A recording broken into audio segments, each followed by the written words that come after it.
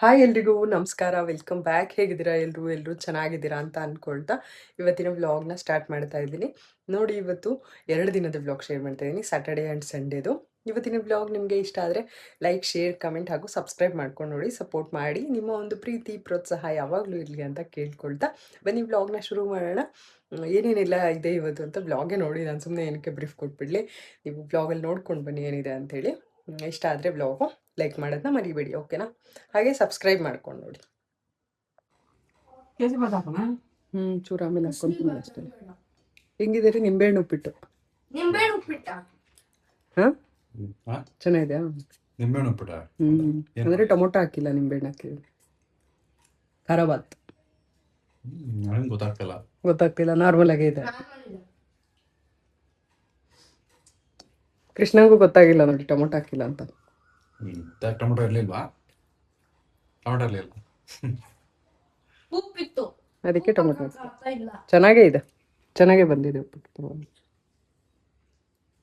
ತಿಂಡಿ ಮುಗಿಸ್ಬಿಟ್ಟು ಪಾತ್ರೆ ತೊಳಿತಾ ಇದ್ದೆ. ಪಾತ್ರೆ ತೊಳಿತಿರ್ಬೇಕಿದ್ರೆ ಅನಿಲ್ ವೀಡಿಯೋ ಮಾಡ್ತೀನಿ ಅಂತ ಬಂದರು. ನಾನು ಅದೇ ಹೇಳ್ತಾ ಇದ್ದೆ, ನಾನು ಪಾತ್ರೆ ತೊಳಿಬೇಕಿದ್ರೆ ವೀಡಿಯೋ ಮಾಡ್ತೀನಿ ಅಂತ ಬರ್ತೀರಾ, ನನಗೆ ಬೇಕಾಗಿರುವಾಗ ವೀಡಿಯೋ ಮಾಡಿಕೊಡಿ ಅನ್ನುವಾಗ ನೀವು ಬರೋದಿಲ್ಲ. ಏನಾದರೂ ರೆಸಿಪಿ ಮಾಡೋಣ ಅಂತ ಅಂದರೆ ಅವಾಗ ಬರೋದಿಲ್ಲ ನೀವು ಅಂತ ಹೇಳಿ ಅದನ್ನೇ ಡಿಸ್ಕಸ್ ಮಾತಾಡ್ಕೊಳ್ತಾ ಪಾತ್ರೆ ತೊಳಿತಾ ಇದ್ದೆ. ಪಾತ್ರೆ ತೊಳೆದಿಟ್ಬಿಟ್ಟು ಅದಾದಮೇಲೆ ಸ್ವಲ್ಪ ಹೊರಗಡೆ ಹೋಗೋದಿತ್ತು. ಅಂದರೆ ನಮ್ಮ ಕೃಷ್ಣಂಗೆ ಸೈಕಲ್ನ ಸ್ವಲ್ಪ ರಿಪೇರ್ ಮಾಡಿಸೋದಿತ್ತು. ಅವನು ಸ್ಟ್ಯಾಂಡೆಲ್ಲ ಮುರಿದಾಕೊಂಡಿದ್ದಾನೆ, ಹಾಗೇ ಒಂದು ಸ್ವಲ್ಪ ಬ್ರೇಕೆಲ್ಲ ಹಾಳು ಮಾಡ್ಕೊಂಡಿದ್ದಾನೆ. ಸೊ ಅದನ್ನೆಲ್ಲ ರಿಪೇರ್ ಮಾಡಿಸ್ಬೇಕಾಗಿತ್ತು. ಇವತ್ತು ದೇವಸ್ಥಾನಕ್ಕೆ ಹೋಗೋಣ ಅಂತ ಅಂದ್ಕೊಂಡಿದ್ವಿ, ಅಂದರೆ ವೀರಭದ್ರ ಸ್ವಾಮಿ ದೇವಸ್ಥಾನಕ್ಕೆ. ಆದರೆ ನಾನು ಹೋಗಂಗಿರಲಿಲ್ಲ.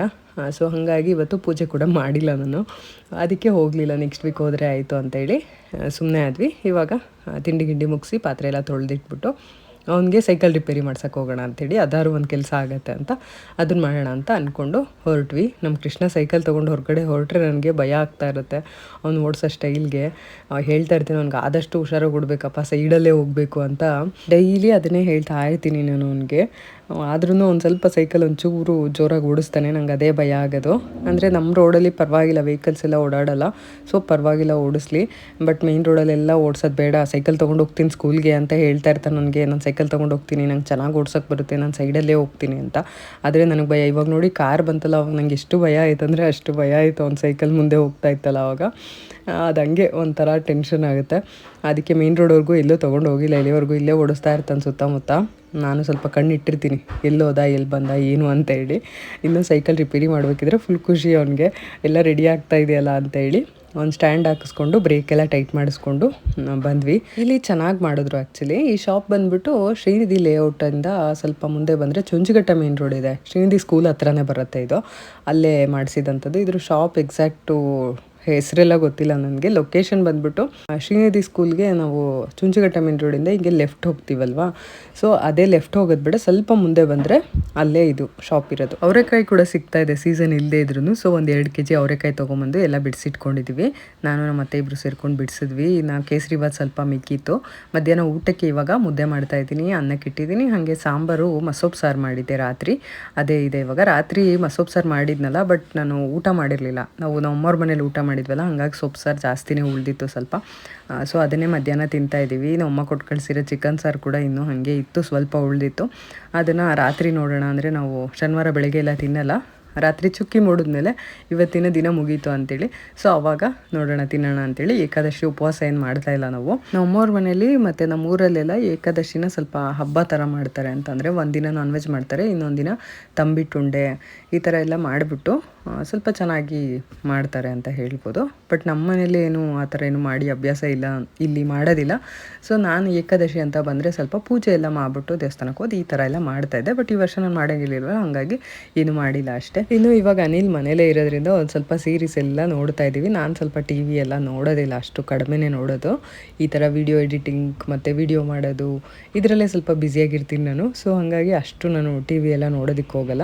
ಅನಿಲ್ ಇರೋದ್ರಿಂದ ಒಂದು ಸ್ವಲ್ಪ ಸೀರೀಸ್ ಎಲ್ಲ ನೋಡ್ತಾ ಇರ್ತೀವಿ. ಇವತ್ತು ನೆಟ್ಫ್ಲಿಕ್ಸಲ್ಲಿ ಯಾವುದೋ ಒಂದು ಸೀರೀಸ್ ಇತ್ತು, ಅದನ್ನು ನೋಡ್ತಾ ಇದ್ವಿ. 11 ಅನಿಸುತ್ತೆ, ZEE5 ಏನೋ, ZEE5ಅಲ್ಲಿ 11 ಅಂತ ಒಂದು ಸೀರೀಸ್ ಇತ್ತು, ಅದನ್ನು ನೋಡ್ತಾ ಇದ್ವಿ. ಸುಮಾರು ಹೊತ್ತು ನೋಡಿದ್ವಿ.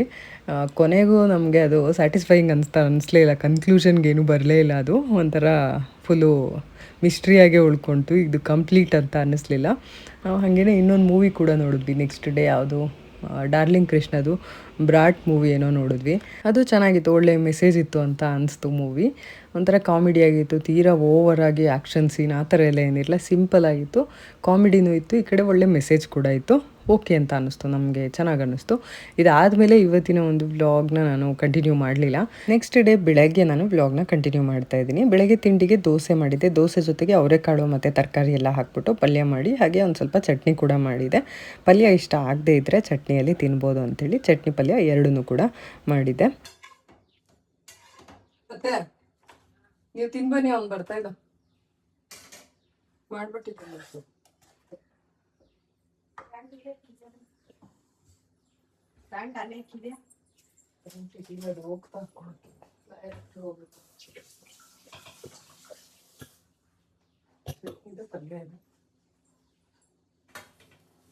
ಮೂರು ಹಾಕಿದ್ಯಮ್ಮ, ಸಾಕು. ಚಿಕ್ಕದಿದೆ ಅದು ಕೆಳಗಡೆ.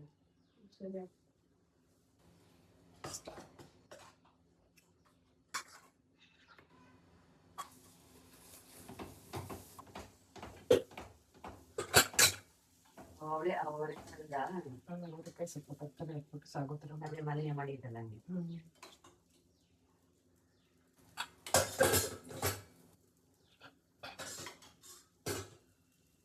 ಕರಿಲ್ಲ ಕೃಷ್ಣನಿಲ್ಲ, ನೀವು ತಿನ್ನಿ, ಅವ್ನು ಬರ್ತಾನೆ ಅಷ್ಟೇ.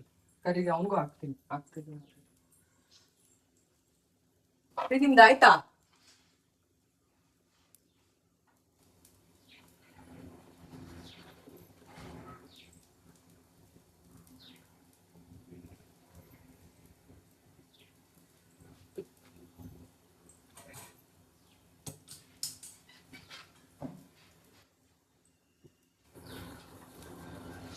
ಕತ್ ಬಂದೆ ನಾನು, ಹೋಗ್ಬಿಟ್ಟು ಬಾ. ಇಲ್ಲೇ ಇದ್ದಾನೆ ಕೆಳಗಡೆ. ಒಮ್ಮೆ ಕರೀನಿ. ಅವಾಗಲೇಯಿಂದ ನಮ್ಮ ಕೃಷ್ಣಂಗೆ ತಿಂಡಿಗೆ ಕರಿತಾ ಇದ್ದೀನಿ ನಾನು, ಬರ್ತಾ ಇಲ್ಲ ಅವನು, ಕೆಳಗಡೆ ಆಟ ಆಡ್ತಾ ಇದ್ದಾನೆ.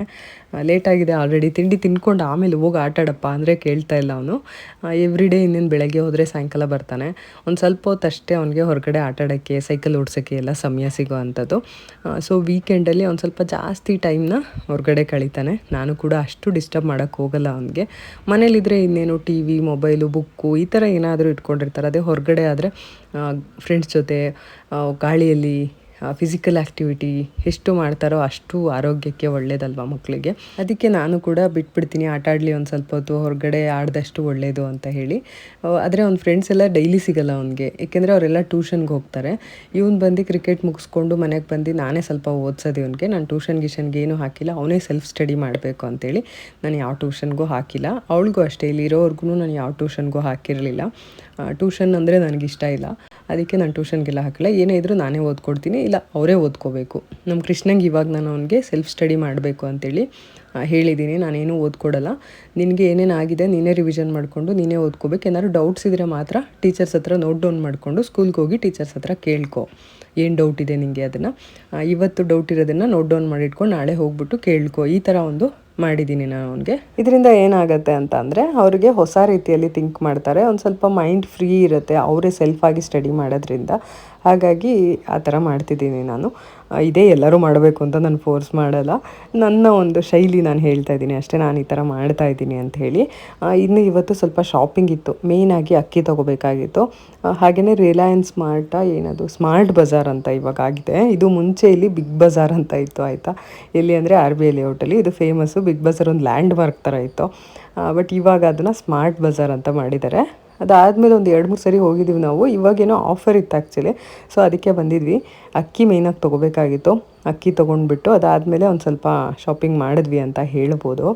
ಏನಂದರೆ ಒಂದು ಸ್ವಲ್ಪ ಪಾತ್ರೆಗಳು, ಚಿಕ್ಕದು ಬೌಲ್ಗಳು, ಈ ಥರ ಎಲ್ಲ ಒಂದು ಸ್ವಲ್ಪ ಆಫರ್ಸ್ ಎಲ್ಲ ಇತ್ತು. ಬೈ 1 get 1 ಆಫರ್ ಆಗಿರ್ಬೋದು. ಒಂದು ಸ್ವಲ್ಪ ಜಾಡಿ ಥರ ಎಲ್ಲ ಇರುತ್ತಲ್ಲ, ಸಾಲ್ಟ್ ಎಲ್ಲ ಇಟ್ಕೊಂಡಿದ್ದೀನಲ್ವ ನಾನು, ಆ ಥರದ್ದು ಸ್ವಲ್ಪ ದೊಡ್ಡದು ಅದೆಲ್ಲ ಸ್ವಲ್ಪ ಕಮ್ಮಿ ಪ್ರೈಸ್ ಅಂತ ಅನ್ನಿಸ್ತು. ಸೊ ಅದೆಲ್ಲ ತೊಗೊಂಡೆ ನಾನು, ಇಷ್ಟ ಆಯಿತು. ಇನ್ನು ಒಂದು ತವಾ ತೊಗೋಬೇಕಿತ್ತು, ನಾನು ನೋಡ್ತಾ ಇದ್ದೆ. ನಾನು ಆ್ಯಕ್ಚುಲಿ ನಾನ್ ಸ್ಟಿಕ್ ಅಂದರೆ ಈ ಥರದ್ದು ನನಗೆ ಬೇಡ, ಒಂದು ಸ್ವಲ್ಪ ಸ್ಟೀಲ್ ಟೈಪಲ್ಲಿ ನನಗೆ ಬೇಕಾಗಿತ್ತು. ಸೊ ಹಾಗಾಗಿ ಸ್ವಲ್ಪ ಹುಡುಕ್ತಾ ಇದ್ದೀನಿ, ಅದೇ ಥರದ್ದೇ ಬೇಕು ಅಂತೇಳಿ. ನಮ್ಮ ಮನೇಲಿ ಆಲ್ರೆಡಿ ಕ್ಯಾಸ್ಟ್ ಐರನ್ನು 1-2 ಇದೆ, ಬಟ್ ನನಗೆ ಸ್ವಲ್ಪ ಇನ್ನೂ ಚೆನ್ನಾಗಿರೋದು ಬೇಕು ಇನ್ನೂ ಒಂದು ಅಂತ ನೋಡ್ತಾ ಇದ್ದೀನಿ. ನೋಡೋಣ ಎಲ್ಲಿ ಸೆಟ್ ಆಗುತ್ತೆ ಅಂತೇಳಿ. ಸ್ಮಾರ್ಟ್ ಬಜಾರಲ್ಲಿ ಇವಾಗೇನೋ ಆಫರ್ ಎಲ್ಲ ಹಾಕಿದ್ದಾರಪ್ಪ. ಸ್ವಲ್ಪ ಬೈ ಒನ್ ಗೆಟ್ ಒನ್ ಎಲ್ಲ ಇತ್ತು ಬೌಲ್ಗಳೆಲ್ಲ. ನಾನು ತೊಗೊಂಡಿದ್ದೆ ಸ್ವಲ್ಪ, ಅದಕ್ಕೆ ಹೇಳ್ತಾ ಇದ್ದೀನಿ. ನೀವು ಏನಾದರೂ ಈ ಥರ ಚಿಕ್ಕ ಪುಟ್ಟ ಐಟಮ್ಸ್ ಆಗಿರ್ಬೋದು, ಸ್ಟೀಲ್ ಪಾತ್ರೆಗಳು ಇದೆಲ್ಲ ನೋಡ್ತಾ ಇದ್ದರೆ ಹೋಗಿ ನೋಡ್ಬೋದು, ಚೆನ್ನಾಗಿದೆ. ನಾನು ಆವಾಗಲೇ ತವ ನೋಡಿದ್ನಲ್ಲ, ಅದು ಆನ್ಲೈನಲ್ಲೇ ಸ್ವಲ್ಪ ಜಾಸ್ತಿ ಇದೆ, ಇಲ್ಲಿ ಕಮ್ಮಿ ಇದೆ ಅಂತ ಅನ್ನಿಸ್ತು. ಸೊ ನಿಮಗೇನಾದರೂ ಬೇಕು ಅಂತ ಅಂದರೆ ಖಂಡಿತ ಚೆಕ್ಔಟ್ ಮಾಡಿ. ಇಲ್ಲಿ ಮ್ಯಾಟು ಎಲ್ಲದನ್ನು ಸ್ವಲ್ಪ ಆಫರಲ್ಲಿ ಹಾಕಿದ್ದಾರೆ. ನಾನಿದೆರಡು ಬೌಲು ಮತ್ತು ಅದೊಂದು ಟ್ರೇ ಮತ್ತು ಇನ್ನು ಜಾಡಿ ಎಲ್ಲ ಕಮ್ಮಿ ಇತ್ತು, ಅದೆಲ್ಲ ತೊಗೊಂಡಿದ್ದೀನಿ. ಚೆನ್ನಾಗಿತ್ತು ಶಾಪಿಂಗು. ಒಂದು ಹಾಫ್ ಆನ್ ಅವರು ಸುತ್ತಾಡಿಕೊಂಡು ಇನ್ನೂ ಸ್ವಲ್ಪ ಬೇಕಾಗಿತ್ತು. ಬಟ್ ನನಗೆ ಪ್ರೈಸ್ ಕಂಪ್ಯಾರಿಸನ್ ಮಾಡಿಬಿಟ್ಟು ಆಮೇಲೆ ನೋಡೋಣ ಅಂತ ಅಂದ್ಕೊಂಡು ಬಂದೆ. ಅಕ್ಕಿನೂ ಕೂಡ ಸ್ವಲ್ಪ ಆಫರೆಲ್ಲ ಹಾಕಿದರು. ಬುಲೆಟ್ ರೈಸ್ ಎಲ್ಲ ಸ್ವಲ್ಪ ಆಫರೆಲ್ಲ ಇತ್ತು. ಸೊ ಹಾಗಾಗಿನೇ ನೋಡಿಕೊಂಡು ನಾವು ಬಂದಿದ್ದು. ಲಾಸ್ಟ್ ಟೈಮ್ ಚಾಕ್ಲೇಟ್ ತೊಗೊಳಕ್ಕೇನೋ ಬಂದಿದ್ವಿ ನನ್ನ ಕೃಷ್ಣನ ಬರ್ಡೇಗೆ. ಆವಾಗ ಸ್ವಲ್ಪ ಆಫರೆಲ್ಲ ನೋಡಿದ್ದೆ ನಾನು. ಬಟ್ ಅವಾಗ ಜಾಸ್ತಿ ಹೊತ್ತು ನೋಡಿ ಎಲ್ಲ ತೊಗೊಳಕ್ಕಾಗಲಿಲ್ಲ. ಹಾಗಾಗಿ ತಕ್ಷಣವೇ ಬೇಗನೆ ಹೋಗ್ಬಿಟ್ವಿ, ಅಷ್ಟೊಂದು ಟೈಮ್ ಇರಲಿಲ್ಲ ಅಂಥೇಳಿ. ಬಟ್ ಇವಾಗ ಒಂದು ಸ್ವಲ್ಪ ಹೊತ್ತು ಇದ್ದು ನೋಡಿಬಿಟ್ಟು ಎಲ್ಲ ತೊಗೊಂಡು ಹೋಗೋಣ ಅಂತ ಬಂದ್ವಿ. ಈ ಪಾತ್ರೆ ತೊಗೊಳೋಣ ಅಂತ ಅಂದ್ಕೊಂಡೆ, ಸ್ಟೀಲ್ದು ಬಾಣಲಿ. ನೋಡೋಣ ಇನ್ನು ಬೇರೆ ಕಡೆ ಡಿಮಾರ್ಟಲ್ಲಿ ಎಷ್ಟಿದೆ, ಆನ್ಲೈನಲ್ಲಿ ಎಷ್ಟಿದೆ, ಪ್ರೈಸ್ ಎಲ್ಲ ಕಂಪೇರ್ ಮಾಡಿ ಆಮೇಲೆ ತೊಗೊಳೋಣ ಅಂತ ಹೇಳ್ಬಿಟ್ಟು ಇಟ್ಬಿಟ್ಟು ಬಂದೆ. ನಾನು ಸ್ವಲ್ಪ ಹಿಂಗೆ, ಯಾಕಂದರೆ ತೊಗೊಂಬಿಟ್ಟು ಆಮೇಲೆ ಅಯ್ಯೋ ರೇಟ್ ಜಾಸ್ತಿ ಆಯಿತು ಅಂತ ರಿಗ್ರೆಟ್ ಫೀಲ್ ಮಾಡೋದು ಬೇಡ ಅಂಥೇಳಿ ಇತ್ತೀಚೆಗೆ ಏನು ಮಾಡ್ತಾಯಿದ್ದೀನಿ, ಒಂದು ಸ್ವಲ್ಪ ಹುಡುಕ್ಬಿಟ್ಟು ತೊಗೊಳ್ತಾ ಇದ್ದೀನಿ ಅಷ್ಟೇ. ನಾನಂತೂ ಪಾತ್ರೆ ಸೆಕ್ಷನ್ಗೆ ಹೋಗ್ಬಿಟ್ರೆ ಎಲ್ಲ ತೊಗೋಬೇಕು ಅನಿಸುತ್ತೆ ಗೊತ್ತಾ. ನಂಗೆ ನಿಜವಾಗ್ಲೂ ಜಾಗನೇ ಇಲ್ಲದೆ ಇರೋ ಅಷ್ಟು ಪಾತ್ರೆಗಳನ್ನ ತೊಗೊಂಡ್ಬಿಡೋಣ ಅಂತ ಅನಿಸುತ್ತೆ. ನನಗದೇನೋ ತುಂಬ ಇಷ್ಟ ಆಗುತ್ತೆ. ಒಂದಷ್ಟು ಗಾಜಿಂದು, ಹಾಗೆ ಪಿಂಗಾಣಿದು ಮತ್ತು ಸ್ಟೀಲ್ದು, ಇಷ್ಟೇ ನಂಗೆ ಜಾಸ್ತಿ ಇಷ್ಟ ಆಗೋದು. ನನಗೆ ಪ್ಲಾಸ್ಟಿಕ್ ಐಟಮ್ಸ್ ಎಲ್ಲ ಅಷ್ಟು ಇಷ್ಟ ಆಗೋದಿಲ್ಲ. ಗಾಜಿನ ವಸ್ತುಗಳೇನಾದ್ರು ಇದ್ದರೆ ತೊಗೋಬೇಕು, ಪಿಂಗಾಣಿದ ವಸ್ತುಗಳು ತೊಗೋಬೇಕು, ಹಾಗೆಯೇ ಸ್ಟೀಲ್ದು ತೊಗೋಬೇಕು. ಇದು ಮೂರೇ ಐಟಮ್ನ ನಾನು ಜಾಸ್ತಿ ನೋಡೋ ಅಂಥದ್ದು. ಅನಿಲ್ ಅದೇ ಹೇಳ್ತಾಯಿದ್ರು, ಇಲ್ಲಿರೋದೆಲ್ಲ ತೊಗೊಂಬಿಟ್ರೆ ಏನೂ ಅನ್ನಲ್ಲ ಅಲ್ವಾ ನೀನು, ಎಲ್ಲ ತೊಗೊಂಬಿಡ್ತೀಯಾ ಅಂತ ಹೇಳ್ತಾಯಿದ್ರು. ಹೌದು ನಿಜ, ಎಲ್ಲ ತೊಗೊಂಬಿಡ್ತೀನಿ. ಆದರೆ ಕಿಚನ್ ಸ್ವಲ್ಪ ಚಿಕ್ಕದಿದೆ. ಸೊ ಅದಕ್ಕೆ ಇವಾಗ ಎಷ್ಟು ಬೇಕೋ ಅಷ್ಟೇ, ಏನು ಬೇಕೋ ಸುಮ್ಮನೆ ಸಿಂಪಲ್ಲಾಗಿ ಏನು ಬೇಕೋ ಅದನ್ನು ಮಾತ್ರ ಸ್ವಲ್ಪ ಆಫರಲ್ಲಿತ್ತು ಅಂತ ಒಂದು ಸ್ವಲ್ಪ ತೊಗೊಂಡೆ ಅಷ್ಟೇ. ನೀವು ಕೂಡ ಹಿಂಗೇನಾ? ಎಷ್ಟು ಜನ ಹಿಂಗೆ ಮಾಡ್ತೀರಾ? ಎಷ್ಟು ಜನ ನೋಡಿದ ತಕ್ಷಣ ಇಷ್ಟಪಡ್ತೀರಾ? ಕ್ಯೂಟಾಗಿರೋ ಒಂದಷ್ಟು ಥಿಂಗ್ಸ್ನ ನೋಡಿದ ತಕ್ಷಣ ಇಷ್ಟಪಡ್ತೀರಾ? ನನಗೆ ಕಮೆಂಟ್ ಸೆಕ್ಷನಲ್ಲಿ ತಿಳಿಸಿ. ನಾನು ಹಾಗೆ ಚಿಕ್ಕ ಚಿಕ್ಕ ಬೌಲ್ಗಳು, ಒಂದು ಸ್ವಲ್ಪ ಡಿಸೈನ್ ಆಗಿರೋ ಬಾಕ್ಸ್ಗಳು, ಇವನ್ನೆಲ್ಲ ನೋಡಿಬಿಟ್ರೆ ಎಷ್ಟೇ ಬಾಕ್ಸ್ ಇದ್ದರೂ ಎಷ್ಟೇ ಬೌಲ್ ಇದ್ದರೂ ತೊಗೊಳ್ಳೋಣ ಅಂತ ನೋಡ್ತಾ ಇರ್ತೀನಿ. ಏನು ಮಾಡೋಕ್ಕಾಗಲ್ಲ, ಅಡುಗೆ ಮನೇಲಿ ಎಷ್ಟೇ ಪಾತ್ರೆ ಇದ್ದರೂ ಇನ್ನೂ ಹೊಸ ಹೊಸ ಪಾತ್ರೆಗಳು ಬೇಕು ಅಂತ ಅನ್ನಿಸ್ತಾ ಇರುತ್ತೆ. ಇನ್ನೂ ಸ್ವಲ್ಪ ಶಾಪಿಂಗ್ ಎಲ್ಲ ಮುಗಿಸ್ಕೊಂಡು ಬಿಲ್ಲಿಂಗ್ ಎಲ್ಲ ಮಾಡ್ತಾಯಿದ್ವಿ. ಅಕ್ಕಿ ಎತ್ಕೊಂಡು ಹೋಗೋದೇ ಇವಾಗ ದೊಡ್ಡ ಸಾಹಸ ನನಗೆ, ಯಾಕೆಂದರೆ ಅನಿಲ್ ವೆಯ್ಟ್ ಎತ್ತಂಗಿಲ್ಲ ಅಲ್ವಾ, ನಾವೇ ಎತ್ಕೊಂಡು ಹೋಗಬೇಕು. ಅದಕ್ಕೆ ಏನು ಮಾಡಿದ್ವಿ, ಚೀಲನ ಓಪನ್ ಮಾಡಿಬಿಟ್ಟು 2 ಬ್ಯಾಗ್ ಮಾಡಿಕೊಂಡು ಸಪ್ರೇಟಾಗಿ ಎತ್ಕೊಂಡೋದ್ವಿ. ನನಗೂ 25 kg ಎತ್ತಕ್ಕಾಗಲ್ಲ. ಇದೊಂದು ಜಾಡಿ ತೊಗೊಂಬಂದೆ, ಇದು 185. ಹುಣಸೆ ಹಣ್ಣು ಹಾಕ್ಕೊಳಕ್ಕೆ ಅಂತ ತೊಗೊಂಬಂದಿದ್ದೀನಿ. ಇನ್ನೂ ಒಂದು ಸ್ವಲ್ಪ ಆಫರ್ಸ್ ಇತ್ತು. ಬೌಲು ಸುಮ್ಮನೆ by one get one offer ಇತ್ತು. ಇದು ಅನಿಲ್ ಇಷ್ಟ ಆಯ್ತು ಇದು ನನಗಿಂತ. ಮತ್ತು ಇದು ಅಷ್ಟೇ, ಬೌಲ್ ಸೆಟ್ಟು, ದೊಡ್ಡದು ಚಿಕ್ಕದು. ಈ ಥರದ್ದು ಒಂದು ಮೀಡಿಯಮ್ ಸೈಜ್ದಿದೆ ನಿಮ್ಮ ಮನೇಲಿ. ಈ ಥರದ್ದಿದೆ. ಒಂದು ಹಾಟ್ ಬಾಕ್ಸ್, ಇದು ಒಂದು ಬಾಕ್ಸು. ಇದ್ರೊಳಗಡೆ ಇದು ಅಷ್ಟು ಜಲ್ದಂಗೆ ಇಟ್ವನ್ನು ಚಿಕ್ಕದು ಬೌಲು, ಏನಾದರೂ ಚಟ್ನಿ ಈ ಥರ ಏನಾದರೂ ಹಾಕೋದಕ್ಕೆ. ಇದು ಒಂದು ಬ್ಯಾಂಬುದು ಒಂದು ಟ್ರೇ ಥರ ಇತ್ತು, ಇಷ್ಟ ಆಯ್ತಿತ್ತು, ಅದಕ್ಕೆ ತೊಗೊಂಡೆ. ಇನ್ನು ಇದು ದಾಳಿಂಬೆ 1 kg ತೊಗೊಂಡೆ. ಹಾಟ್ ಬಾಕ್ಸ್, ಇದು ಒಳಗಡೆ ಸ್ಟೀಲ್ ಇತ್ತು, ತೆಗಿತಿದ್ದು ನೋಡೋಣ. ಒಳಗಡೆ ಸ್ಟೀಲ್ ದೊಡ್ಡದಾಗಿದೆಯಲ್ಲ. ನಿಮಗೆ ಈ ಥರದ್ದೇ ಇನ್ನೊಂದು ಚಿಕ್ಕ ತೊಗೊಂಡ್ಬಿಟ್ರೆ ಸರಿ ಆಗ್ತದೆ ಅಲ್ವಾ. ಈ ಥರದ್ದು ಇನ್ನೊಂದು ಚಿಕ್ಕ ತೊಗೊಂಡ್ರೆ ಒಂದು ಚಪಾತಿ ಪಲ್ಯ ಆ ಥರ 2 ತೊಗೊಂಡು ಹೋಗ್ಬೋದು. ಅಲ್ಲಿತ್ತು ಚಿಕ್ಕದು, ತೊಗೊಬೋದಾಗಿತ್ತು. ಇಷ್ಟೇ. ಮತ್ತು ಅಕ್ಕಿ ತೊಗೊಂಡ್ವಿ. ಅಕ್ಕಿನೇ ಮೇಯ್ನಾಗಿ ತೊಗೋಬೇಕು ಅಂತ ಹೋಗಿದ್ದು. ನನಗೆ ಚಿಕನ್ ತೊಗೊಂಬಂದಿದ್ದೀನಿ. ಇವಾಗ ಚಿಕನ್ ಮಾಡಬೇಕು. ಇವತ್ತು ಸ್ವಲ್ಪ ಎಲ್ಲ ಹೊರಗೆ ಹೋಗಿದ್ದಕ್ಕೆ ಮಧ್ಯಾಹ್ನ ದೋಸೆ ಇಟ್ಟು ನಾಳೆಗೆ ಅಂತ ಇಟ್ಟಿದ್ದೆ, ಪಡ್ ಮಾಡೋಣ ಅಂತ. ಅದನ್ನೇ ದೋಸೆ ಮಾಡಿದೆ. ಅಮ್ಮ ಇವತ್ತು ಏಕಾದಶಿದು ಉಂಡೆ ಕೊಟ್ಟು ಕಳಿಸಿದ್ದಾರೆ.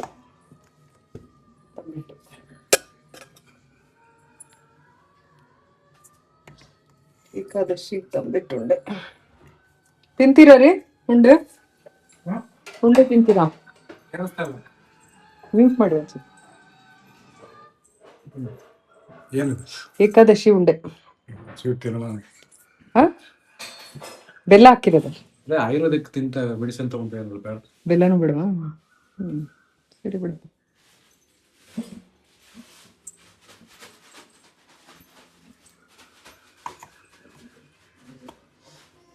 ತಿಂತೀನಿ. ನೀವು ತಿನ್ನಿ ಅತ್ತೆ. ತಿಂದ್ರ? ಹಾಂ, ಮಸೊಪ್ಪು ಸಾರು ಹಾಕ್ಲಾ? ಮಸೊಪ್ಪು ಸಾರು ಇದೆ.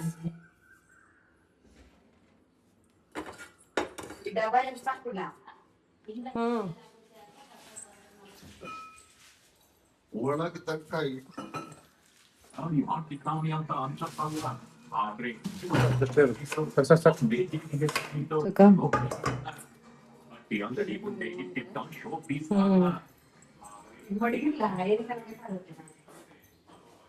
ಯಾವ್ದು ಸರ್ಕಲ್ ಇರೋದ?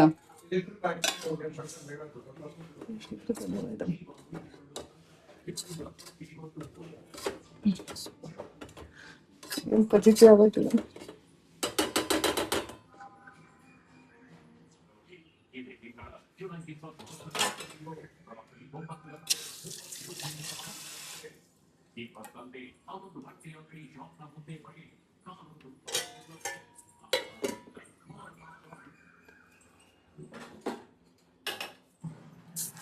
ಗಟ್ಟಿ ಇರುತ್ತೆ ಇದು ಉಂಡೆ, ಗಟ್ಟಿ ಇರುತ್ತೆ ಉಂಡೆ. ಕಡ್ಲೆ ಹಿಟ್ಟಲ್ಲಿ ಮಾಡ್ತಾರೆ, ಅದು ಮೆತ್ತಗಿರುತ್ತೆ. ಇದು ಬಂದು ಅಕ್ಕಿಯಲ್ಲಿ ಮಾಡೋದು, ಗಟ್ಟಿ ಇರುತ್ತೆ. ಊಟ ಮುಗಿಸಿ ಅಂದರೆ ಮಧ್ಯಾಹ್ನ ಕೂಡ ದೋಸೆನೇ ತಿಂದ್ವಿ ಇವತ್ತು. ದೋಸೆ ತಿಂದುಬಿಟ್ಟು ಅದಾದಮೇಲೆ ಒಂದು ಸ್ವಲ್ಪ ರೆಸ್ಟ್ ಮಾಡಿ ಇವಾಗ ಚಿಕನ್ ಸಾರು ಮಾಡೋಣ ಅಂತ ಬಂದೆ. ಈರುಳ್ಳಿ ಬೆಳ್ಳುಳ್ಳಿ ಎಲ್ಲ ರೆಡಿ ಮಾಡಿ ಇಟ್ಟಿದ್ರು ನಮ್ಮ ಅತ್ತೆ, ನಾನು ಕಟ್ ಮಾಡಿರಲಿಲ್ಲ. ಸೊ ಇವಾಗ ನಾನು ಎಲ್ಲ ಕಟ್ ಮಾಡಿಕೊಂಡು ಖಾರ ರುಬ್ಕೊಂಡು ಮಾಡಿಟ್ಬಿಡೋಣ, ಸಾಂಬಾರು ಮಾಡಿಟ್ಬಿಟ್ರೆ ಅದಾದಮೇಲೆ ಸ್ವಲ್ಪ ರಿಲ್ಯಾಕ್ಸ್ ಆಗುತ್ತೆ. ನನಗದು ಮಾಡೋವ್ರಿಗೂ ಸಮಾಧಾನ ಇರೋಲ್ಲ, ಏನಾದ್ರು ಒಂದು ಕೆಲಸ ಇಟ್ಕೊಂಬಿಟ್ರೆ ಮಾಡಿಬಿಡ್ಬೇಕು. ಸೊ ಹಾಗಾಗಿ ಮಾಡಿ ಮುಗಿಸ್ಬಿಟ್ಟು ಆಮೇಲೆ ಸ್ವಲ್ಪ ಕೂತ್ಕೊಳ್ಳೋಣ ಅಂತ ಮಾಡೋದಕ್ಕೆ ಅಂತ ಬಂದೆ ಅಡುಗೆನ. ಚಿಕನ್ ಎಲ್ಲ ತೊಳೆದಿಟ್ಟು ಸ್ವಲ್ಪ ಈರುಳ್ಳಿ ಬೆಳ್ಳುಳ್ಳಿ ಎಲ್ಲ ರೆಡಿ ಮಾಡಿಟ್ಬಿಟ್ಟು ಹೋಗಿದ್ರು. ಸೊ ನಾನು ಇವಾಗ ಖಾರ ಎಲ್ಲ ರುಬ್ಕೊಂಡು ರೆಡಿ ಮಾಡ್ಕೊಳ್ತಾ ಇದ್ದೀನಿ.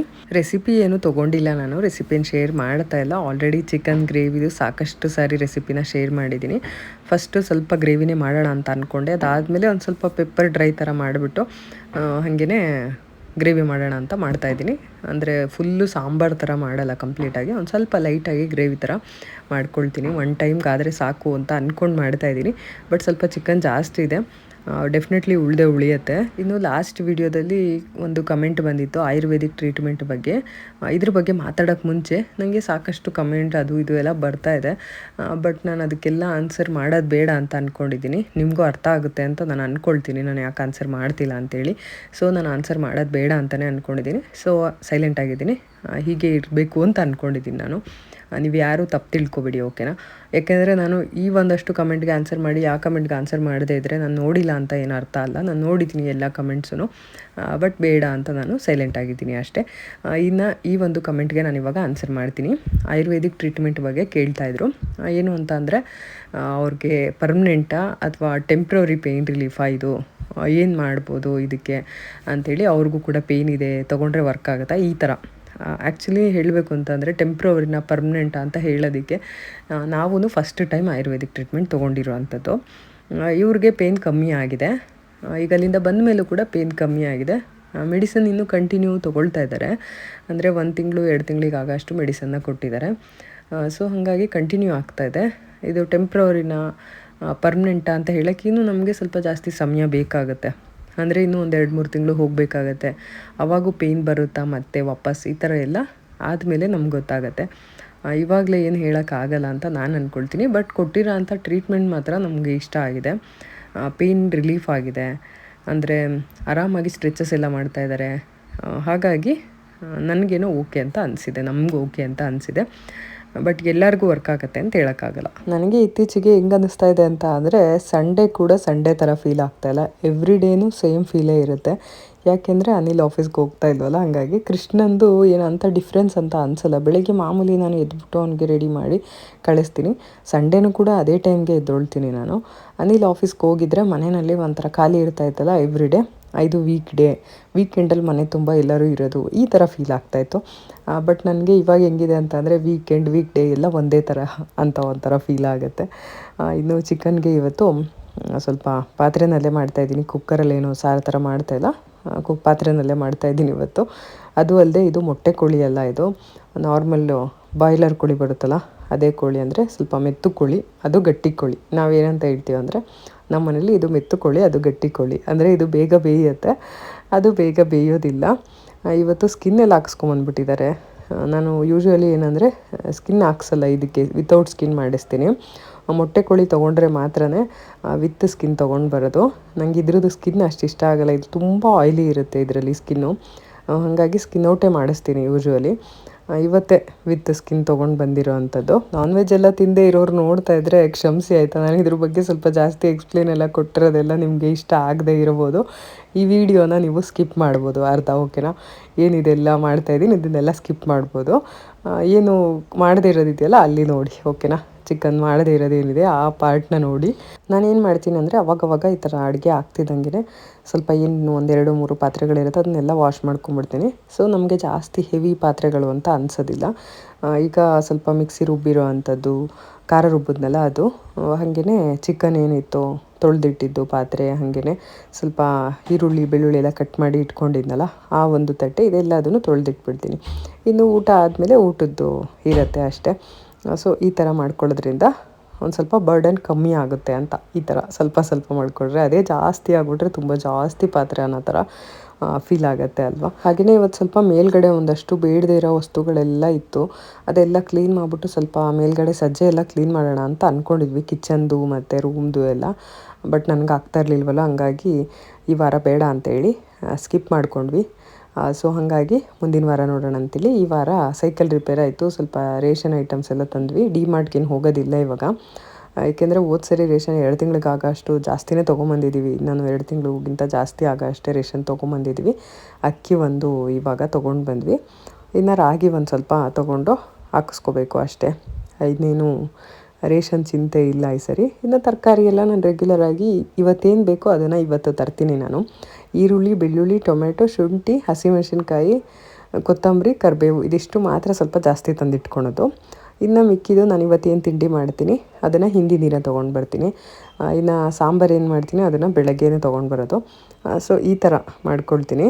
ತರಕಾರಿ ಎಲ್ಲ ತುಂಬ ಜಾಸ್ತಿ ತಂದಿಟ್ಕೊಂಡು ಎಲ್ಲ ಹಾಳು ಮಾಡ್ತಾಯಿದ್ದೆ ಸರಿ ಎಲ್ಲ, ಹಂಗಾಗಿ ಇವಾಗ ಈ ಥರ ಮಾಡ್ತಾಯಿದ್ದೀನಿ. ಹಾಗೆ ನೋಡ್ತಾ ನೋಡ್ತಾ ರಾತ್ರಿ ಆಯಿತು. ರಾತ್ರಿ ಊಟಕ್ಕೆ ಕೂಡ ಕೂತಿದ್ದೀವಿ. ಇದರೊಟ್ಟಿಗೆ ಇವತ್ತಿನ ವ್ಲಾಗ್ನ ಮುಗಿಸ್ತಾ ಇದ್ದೀನಿ. ಮತ್ತು ನಾನು ನಿಮಗೆ ಸಿಗ್ತೀನಿ ಇನ್ನೊಂದು ಹೊಸ ವೀಡಿಯೋದ ಒಟ್ಟಿಗೆ. ಈ ಒಂದು ವ್ಲಾಗ್ ಇಷ್ಟ ಆಗಿದೆ ಅಂತ ಅಂದ್ಕೊಳ್ತಾ ಬರಲಾ. Bye, see you, thank you for watching. ಖಾರ ಇದೆಯಾ? ಖಾರ ಇಲ್ಲ, ಕರೆಕ್ಟಾಗಿದೆಯಾ?